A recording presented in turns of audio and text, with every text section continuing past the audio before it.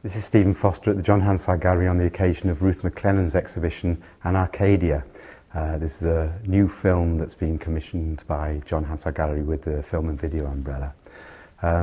You've been working for some time filming in Kazakhstan. Would you like to tell us how you began to start working there? I took a train through Kazakhstan in 1990 from Bukhara in Uzbekistan to Moscow when I was a student. And I was completely sort of overwhelmed by this kind of wide expanse that went on and on and on for 2 days. It's a kind of place of discovery. I'd heard about this place that was meant to be a capital city that Khrushchev was going to build. And it turned out that that story was false. It had nothing to do with Khrushchev at all. I'd heard all these conflicting stories about this place where a station had been built, but in the middle of the desert, and there was no city. And then I finally managed to find, I found some way of getting there. Somebody sort of knew vaguely where it was. And strangely, it's in this village, this village called Kazakhstan. So, it's sort of confusing kind of situation when you're looking for this tiny, tiny village. It turns out it's like 3 houses, 2 of them are inhabited. And when I went there the first time, only 1 of them was inhabited. But it has a giant railway station. And it had this giant railway station that was completed. But 2 weeks before I found it, it had been dismantled and the bricks had been taken away. So I got there, and of course I was sort of disappointed. I was like, oh, but you could really see that it had just been taken apart. And then suddenly that whole sort of quest that I'd gone on, not only a quest for the place that was a sort of needle in a haystack, 2 houses in the middle of the desert somewhere, but also the quest for this sort of history, the actual story. What is this place? Does it actually exist? Did it exist? And who built it? And people are telling me these completely conflicting stories, separated by 60 years, and who knows who built it? Was it ever built at all? And then I get there and it's gone. The film has very much partly a kind of historic cowboy movie feel about it, and also feels like some of those Australian movies that are set in the outback, which are very slow-paced and so on. Was that intentional?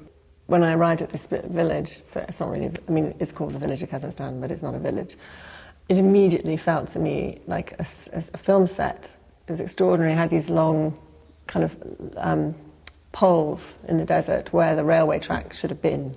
So sort of marking out the landscape. The landscape is kind of marked out by these points, like the tiny house, these poles, sort of creaky, rusty bits of metal and signs without anything on them, and tracks going nowhere. And it seemed to me that it was it was asking for a film in a sense. And so the film comes out of the landscape anyway. The idea for the film very much came out of the landscape and out of these stories that I kept hearing. And the characters came out of that too. And somehow the character of the idea, in fact, they sort of started as kind of ideas, but the archaeologist and the prospector, both characters or professions, or ways of seeing the world, which are about looking underneath the ground to see what's there. In a way, in a film narrative, things happen over time. There are events which create a narrative and an arc and a story, whereas in this film, in a sense, it's almost like a moment taken out of time and then stretched. It's much more vertical, in fact, I think, and associative than a film would be. Yes, I can see that. Obviously there are films. There are films and films, but based around your screenplay, which yes. Again is a very beautiful prose in the sense in which it explores the nature of language in relation to nature of place, and that's a very important part of this whole. Yes, it's written as 2 monologues, in fact. It's sort of like I wrote the characters into being, and then we brought them into the landscape, and it's partly improvisational.